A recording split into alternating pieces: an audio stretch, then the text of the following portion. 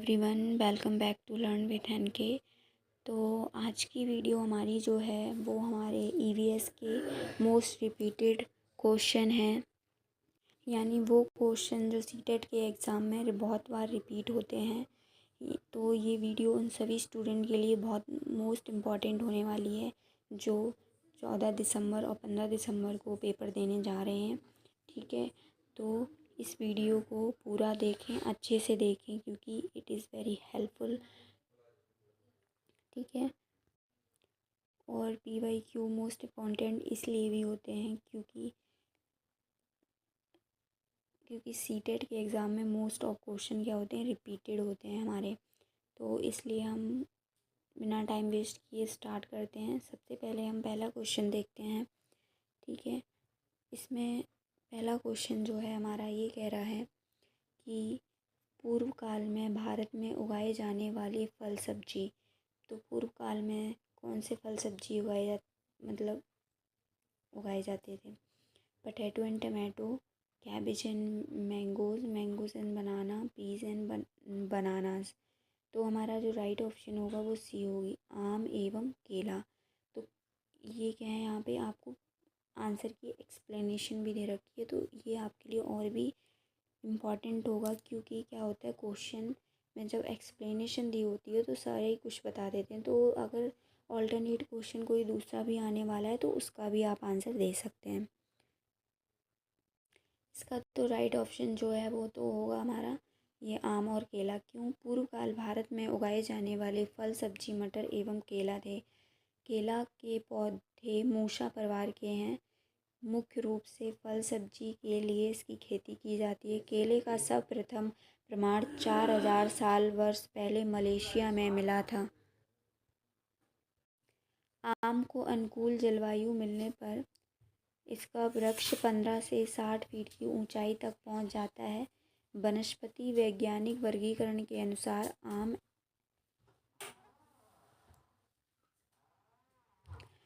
एनाकॉर्डियेसी का कुल का वृक्ष है। आम का वैज्ञानिक नाम मैग्नीफेरा इंडिका है। ठीक है, तो इससे अगर ऑल्टरनेटिव कोई और भी क्वेश्चन आते हैं तो उसका भी आप आंसर कर सकते हैं। ठीक है, नेक्स्ट क्वेश्चन देखते हैं हम। नेक्स्ट क्वेश्चन है हमारा, एलेक्स केरल में रहता है, वह अपने घर के आंगन में निम्नलिखित में से क्या उगाता होगा? नारियल एवं टेपियोका एवं सरसों, नारियल एवं कमल, सरसों एवं चावल। तो केरल साइड में वैसे भी जलवायु सबसे ज़्यादा किसके अनुकूल है, कौन सी फसल उगाने के अनुकूल है? तो वो है हमारी नारियल एवं टेपियोका। तो ए ऑप्शन आपका करेक्ट होगा। देख लेते हैं इसकी एक्सप्लेनेशन। एलेक्स केरल में रहता है, वो नारियल और टेपियोका उगाता है क्योंकि केरल के लोगों को विशेष रूप से दो वस्तुएं यानी टेपियोका और नारियल खाना पसंद है। उबले हुए टेपियोका को नारियल का उपयोग करके बनाई गई किसी भी करी के साथ भोजन करना केरल में लोकप्रिय है। ठीक है, नेक्स्ट, जंतु कीड़े जो अपने समूह के अन्य सदस्यों को गंध से ढूंढते हैं, तो वो कौन से हैं? वो आपका ये मैंने बाकी NCERT नोट्स में भी पढ़ाया है, चींटी, मधुमक्खी और रेशम का कीड़ा। तो सी ऑप्शन आपका ठीक है। मैं इसकी वीडियो एक डिस्क्रिप्शन में डाल दूँगी, वो देख लेना। उसमें NCERT के शॉर्ट नोट्स हैं जो वेरी हेल्पफुल होंगे बहुत ही।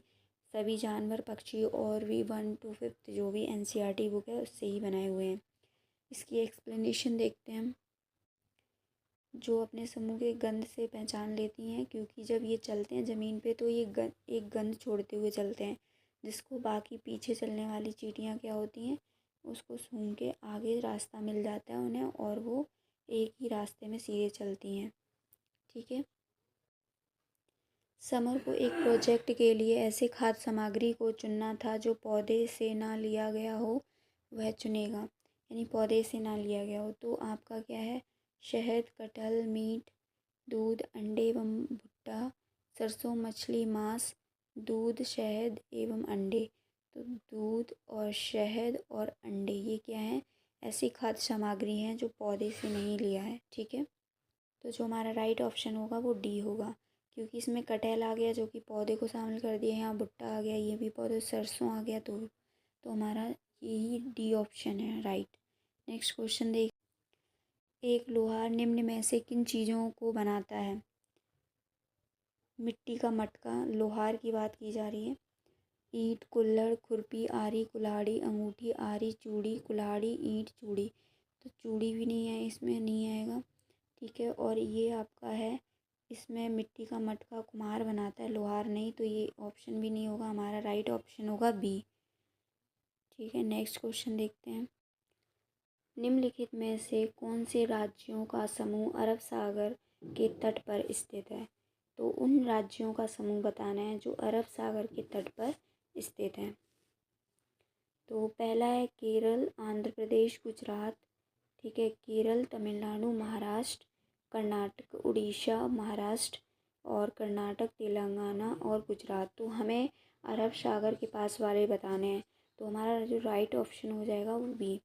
और हाँ, मैप को अच्छे से ज़रूर करके एक बार जाना कि कौन से स्टेट कहाँ पर है, क्योंकि इससे रिलेटेड क्वेश्चन आपके एक दो बनते ही बनते हैं, ठीक है। तो मैप अच्छे से एक बार ज़रूर देख लेना। इसकी एक्सप्लेनेशन देख लेते हैं। केरल, तमिलनाडु, महाराष्ट्र राज्यों का समूह अरब सागर के तट पर स्थित है। अरब सागर हिंद महासागर का क्षेत्र है जो उत्तर में पाकिस्तान, ईरान और ओमान की खाड़ी से घिरा हुआ है। भारत एक बहुत बड़े भौगोलिक विस्तार वाला देश है, उत्तर में ये, और ये अरब सागर के पूर्व बंगाल की खाड़ी, दक्षिण में हिंद महासागर, भारतीय प्रायद्वीप के तटों पर लहराते हैं। नेक्स्ट क्वेश्चन, तो हमारा नेक्स्ट क्वेश्चन है कि अंतरिक्ष यान में यात्रा करते हुए अंतरिक्ष यात्रियों के बारे में निम्न में क्या सही है? पानी के नल से वे सीधे पानी पीते हैं, डाइनिंग टेबल पर बैठकर वे खाना खाते हैं, एक जगह पर टिक कर रहने के लिए वे अपने आप को बेल्ट से बांधते हैं। तो राइट ऑप्शन क्या होगा? सी, ठीक है। क्यों, इसका एक्सप्लेनेशन देख लेते हैं हम। अंतरिक्ष यान में यात्रा करते हुए अंतरिक्ष यात्रियों के बारे में एक जगह टिककर रहने के लिए वे अपने आप को बेल्ट से बांधते हैं, क्योंकि स्पेस और अंतरिक्ष सौरमंडल है जिसमें ग्रह, तारे, सितारे, चंद्रमा आदि होते हैं, और मूल उद्देश्य क्या होता है? ग्रह, उपग्रह, चंद्रमा तथा अन्य अंतरिक्ष में स्थित पिंड के बारे में जानकारी एकत्रित कर सकें, ठीक है। तो हम नेक्स्ट देखते हैं क्वेश्चन। क्वेश्चन है हमारा, विच ऑफ द निम्नलिखित खिलाड़ियों में से कौन सा पैरा एथलेटिक है जो धैर्य और दृढ़ निश्चय के प्रतीक हैं? नीरज चोपड़ा, पहला लवलीना बोरगोहेन, या साक्षी मलिक, या दीपा मलिक। तो आपका जो राइट आंसर होगा जो इसका, वो होगा डी ऑप्शन, यानी दीपा मलिक। कौन सा होगा? दीपा मलिक। नेक्स्ट क्वेश्चन, थोड़ा सा दीपा मलिक के बारे में देख लो एक्सप्लेनेशन। दीपा मलिक एक भारतीय पैरा एथलीट हैं ये, ठीक है। इन्होंने कई सारे पैरा ओलंपिक में पदक जीते हैं, और ये पहली भारतीय महिला थी जिन्होंने पैरा ओलंपिक में पदक जीते थे, ठीक है। 2016 ग्रीष्मकालीन में जो पैरा ओलंपिक हुआ था उसमें शॉट पुट में रजत पदक जीता था, और 2018 में दुबई में जो आयोजित हुआ था उसमें ग्रांड प्री में जेवेलियन स्पर्धा में स्वर्ण पदक जीता। 2012 में अर्जुन पुरस्कार, 2017 में पद्मश्री और 2019 में मेजर ध्यानचंद खेल रत्न पुरस्कार से सम्मानित किया जा चुका है। वह वर्ष 2020 में भारत की पैरा ओलंपिक समिति की अध्यक्ष चुनी गई थी, ठीक है। नेक्स्ट क्वेश्चन देख लेते हैं।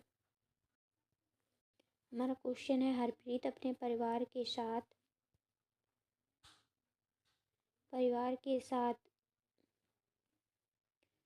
पंजाब, बिहार, महाराष्ट्र की यात्रा पर गई थी एवं उन राज्यों में कला कार्य को संग्रह किया। हरप्रीत के संग्रह को नीचे दिए गए विकल्पों में से चुनिए, ठीक है।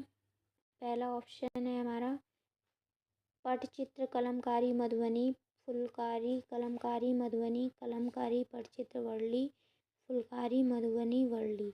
तो डी ऑप्शन ठीक होगा हमारा, क्योंकि उन राज्यों में जो कला कार्यक्रम होता है वो फुलकरी, मधुबनी और वर्ली इसमें ही फुलकरी पंजाब की एक कढ़ाई है और मधुबनी बिहार की है, और जो बरली है ये महाराष्ट्र की है। तो यही पूछा है पंजाब, बिहार और महाराष्ट्र की।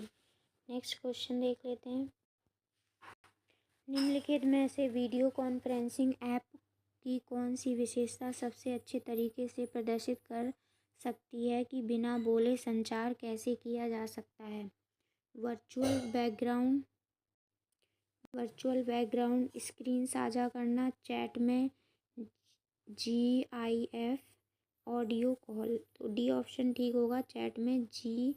वीडियो कॉन्फ्रेंसिंग ऐप की चैट में GIF की विशेषता सबसे अच्छे तरीके से प्रदर्शित कर सकती है जो बिना बोले संचार किया जा सकता है। GIF का फुल फॉर्म होता है graphic interchange format. GIF image एक चलता हुआ इमेज होता है जिसमें आपको एक छोटे से वीडियो को देखने का अनुभव होता है। इस इमेज का इस्तेमाल सोशल मीडिया पर अपने एक्सप्रेशन को जाहिर करने के लिए यूज़ किया जाता है।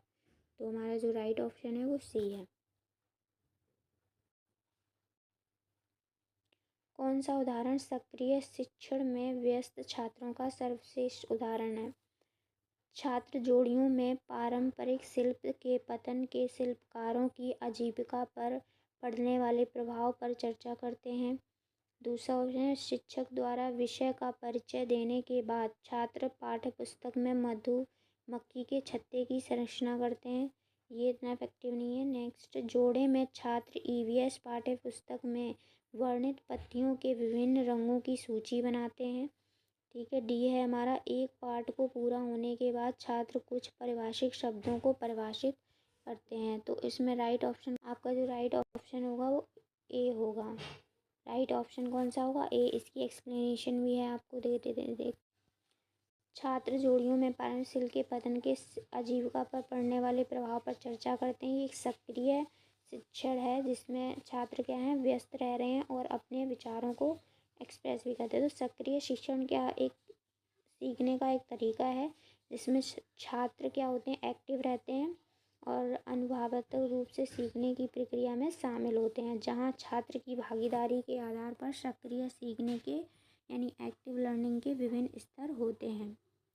ठीक है, क्वेश्चन है हमारा नेक्स्ट, पारंपरिक तरीके से जल संग्रहण करने के लिए हमारे देश में उपयोग की जाने वाली संरचना डैश है?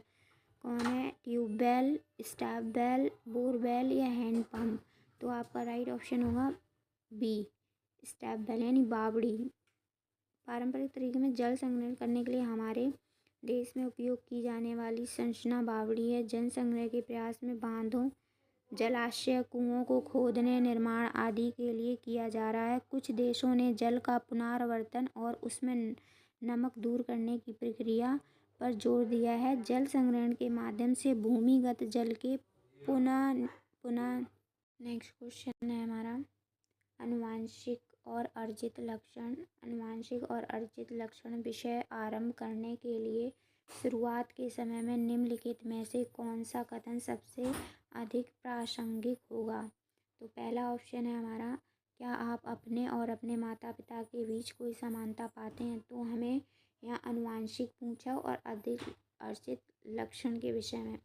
ठीक है, तो हमारा इसके हिसाब से तो ये ऑप्शन ए ठीक है। ठीक है, बाकी ऑप्शन भी देख लेते हैं। इसमें बोला है आप किसी अन्य जीव से किस प्रकार भिन्न है? तो इससे और क्वेश्चन से कोई रिलेट बन नहीं रहा है, तो ये तो ऑप्शन होगा नहीं। क्या आप किसी ऐसे व्यक्ति को जानते हैं जिसे भी आपकी पसंदीदा फिल्म पसंद है? ये भी नहीं, आनुवंशिक पूछा, हेरिडिटी। ठीक है, तो इसमें इसका दूसरे व्यक्ति से कोई लेना देना नहीं है। एक्सप्लेनेशन देखते हैं और अच्छे से समझने के लिए। देखो क्या लिखा है, आनुवंशिक और अर्जित लक्षण विषय आरंभ करने के लिए शुरुआत के रूप में हम आप अपने और अपने माता पिता के बीच कोई समानता पाते हैं। यह कथन सबसे प्रासंगिक है, मतलब इसके लिए एकदम इफेक्टिव है, क्योंकि आनुवंशिक क्या होता है, जेनेटिक्स जीवन विज्ञान की वह शाखा है जिसके अंतर्गत आनुवंशिकता यानी हेरिडिटी तथा जीवों की विभिन्नताओं वेरिएशन का अध्ययन किया जाता है। आनुवंशिकता के अध्ययन में ग्रेगर जॉन मेंडल को मूलभूत उपलब्धियों द्वारा ही हुआ ही हुआ होता है। इन कोशिकाओं में कुछ गुणसूत्र यानी क्रोमोसोम पाए जाते हैं। ठीक है, तो ये हमारी एक्सप्लेनेशन हो गई। नेक्स्ट क्वेश्चन देख लेते हैं। एक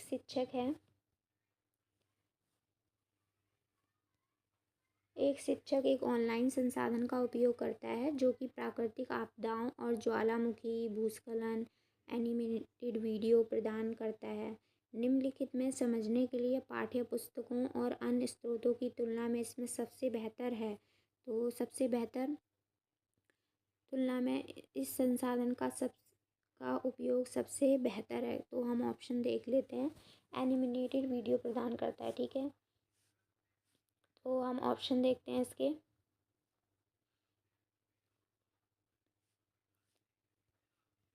पहला है इन घटनाओं का लोगों के जीवन पर प्रभाव। इन घटनाओं के कारण factor leading to these phenomena. पूर्व में कौन सी प्राकृतिक आपदाएं आई थीं और प्राकृतिक आपदाओं से बचने के उपाय। तो हमारा जो राइट ऑप्शन होगा वो बी होगा, यानी कि इन घटनाओं के कारण जानने। ठीक है, तो इसकी एक्सप्लेनेशन और देखते हैं हम। एक शिक्षक एक ऑनलाइन संसाधन का उपयोग करता है जो कि प्राकृतिक आपदाओं जैसे ज्वालामुखी, भूकंप, भूस्खलन आदि पर एनिमेटेड वीडियो प्रदान करता है। तो इन घटनाओं को कारण के समझने के लिए पाठ्य पुस्तक की और अन्य स्रोतों की तुलना में इस संसाधन का उपयोग सबसे बेहतर होगा। ठीक है, तो आज की हमने जो क्वेश्चन कराए हैं वो बहुत ही इम्पोर्टेंट जो थे वही कराए हैं, जो मोस्ट रिपीटेड क्वेश्चन थे। तो आपको अगर वीडियो अच्छी लगी हो तो लाइक करें, शेयर करें, subscribe my channel and comment करना ना भूलें। Thank you.